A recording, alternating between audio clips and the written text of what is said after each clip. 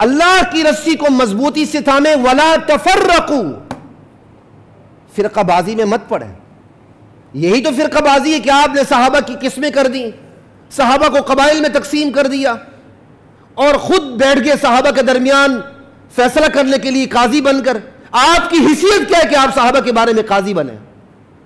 صحابہ کے بارے میں قاضی بنے تو خود صحابی بنے یا محمد رسول اللہ بنے۔ صحابہ کی یہ شان نہیں کہ بعد میں آنے والا 1400 سال بعد پتہ وہ کون سا جرثومہ ہے جو اٹھ کے صحابہ پر اپنی کیا کہتے ہیں عدالت قائم کرے۔ صحابہ کی عدالت صحابی قائم کر سکتا ہے، یا صحابہ کے بارے میں عدالت محمد رسول اللہ قائم کر سکتے ہیں۔ آج کے کسی امتی کو یہ حق حاصل نہیں کہ وہ صحابہ کی عدالت لگاتا پھرے۔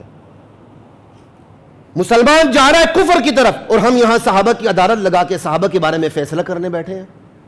جو لوگ حضور پہ ایمان لائے، مال جان اوقات نچھاور کیے، آج ہم ان پر عدالت لگائے بیٹھے ہوئے ہیں۔